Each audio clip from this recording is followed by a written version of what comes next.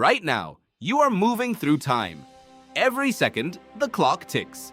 Every minute, something changes. You feel it, you live it. Time is the one thing you have never once questioned. Because how could you? It surrounds everything. It holds everything together. But what if it doesn't exist at all? Not in the way you think. Not as a river flowing forward. Not as a dimension you travel through.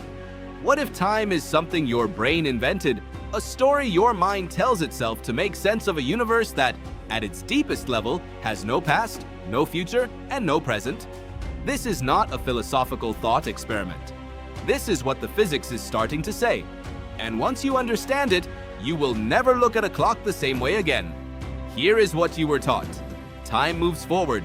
It began at the Big Bang, roughly 13.8 billion years ago, according to data from the Planck satellite mission.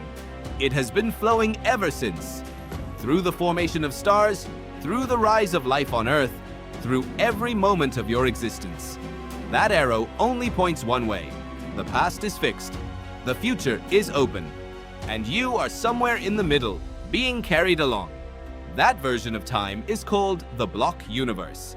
And it sounds reasonable, until you push on it. Because here is what Einstein's theory of general relativity actually says. Time is not a constant. It is not ticking at the same rate everywhere in the universe. It bends, it stretches, it slows down near massive objects. An atomic clock placed at sea level ticks measurably slower than one placed at the top of a mountain. The difference is tiny, but it is real, and it has been confirmed repeatedly in experiments going back to the Hoffele-Keating experiment of 1971, where scientists flew atomic clocks around the world on commercial jets and came home to find the clocks had drifted from identical clocks left on the ground. Time is elastic. It depends on where you are and how fast you are moving. That alone should unsettle you. But it gets stranger. In quantum mechanics, the physics of the very small, time barely appears at all. The Schrödinger equation, which describes how quantum systems evolve, is mathematically time-symmetric. It works equally well forwards and backwards. There is no arrow built into the equation, no preferred direction, no reason, from the math alone, why time should move forward instead of backward. So where does the arrow come from? Why do you remember yesterday but not tomorrow? The leading answer, and it is not a fully settled one, has to do with entropy. The second law of thermodynamics says that disordered states are more probable than ordered ones. A dropped glass shatters. It does not unshatter. That asymmetry gives you your arrow of time. But here is the problem. It only works if the universe started in an extraordinarily low entropy state at the Big Bang. Why did it? Nobody knows. According to physicist Sean Carroll at Johns Hopkins University, this is one of the deepest unsolved problems in all of science. The arrow of time may be nothing more than a shadow cast by that one strange initial condition, a cosmic accident that your brain has mistaken for a fundamental law. Let that sit for a moment. The forward flow of time, the thing you feel most directly, the thing organizing every thought you have right now, might be a statistical accident, a consequence of a very improbable starting state. Not a feature of reality, not a law of physics, a bias. Now here is where it becomes even more disorienting.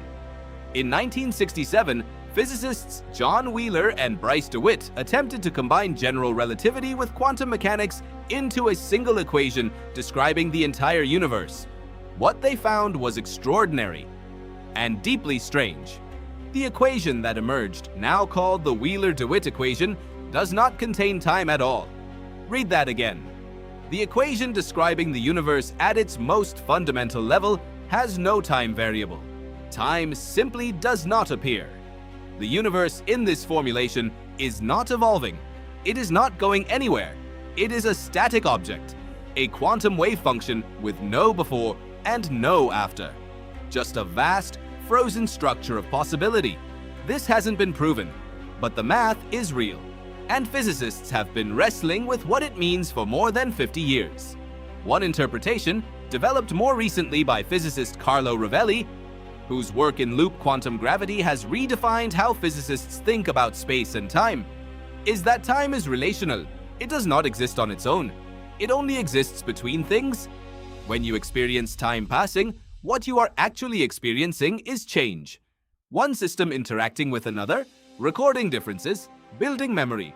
What you call time is the accumulation of those recorded differences. Take away the interactions, take away the change, and there is no time. There is nothing left to measure it with. In Rovelli's framework, a universe with no change would be a universe with no time. And the deepest layer of reality, below atoms, below quantum fields, below space itself, may be a place where nothing changes at all. A place that is, by this definition, timeless. Your brain objects to this. Of course it does. Your brain was built to track time. It is one of the most fundamental functions of human cognition. You have an internal clock.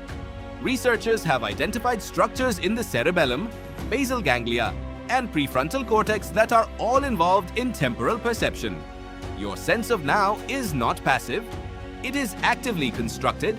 Your brain is constantly building the experience of time from sensory data, memory, and prediction, which means what you feel as time, that undeniable forward momentum, that sense of seconds passing, is a neural model, a simulation of something. Whether it is a simulation of a real external phenomenon, or whether it is the brain inventing structure where none exists, is a question that has not been answered. Consider what happens when that construction breaks down. People under anesthesia experience time collapsing. People in extreme danger report time slowing dramatically. Patients with certain forms of brain damage lose the ability to place memories in order. Not because the memories are gone, but because the temporal tags have been stripped away. The experience of time is inseparable from the machinery that generates it. So ask yourself this: if time is something your brain constructs, if it is a model, an interface, a tool your nervous system uses to navigate a world of change, then what is actually out there? The honest answer is, we don't fully know. What we do know comes from multiple converging lines of evidence. We know from general relativity that time is not universal. We know from the Wheeler-DeWitt equation that time may not be fundamental. We know from thermodynamics that the arrow of time is probably emergent, not built-in. We know from neuroscience that the experience of time is actively generated by the brain, not passively received from outside. And we know from quantum mechanics that at the smallest scales, time behaves very differently from the smooth, forward-flowing river you were taught to imagine. None of this proves that time is an illusion. Scientists are careful not to make that leap. What it suggests, and what a growing number of physicists now take seriously, is that time as you experience it is a high-level phenomenon. Something that emerges from deeper structures that are themselves timeless. The same way that temperature emerges from the average motion of molecules. No single molecule has a temperature. Temperature only appears when you zoom out. It is a collective property, an emergent one. Time may work the same way. Not a feature of the universe at its base level. Something that appears only when complexity builds up. When systems interact and record and remember. When observers like you exist to measure the difference between one state and another. Which brings you back to right now. This moment. The one you are certain is real. The one you are certain is passing. You still feel time moving. You still feel this second becoming the next. That experience is not nothing.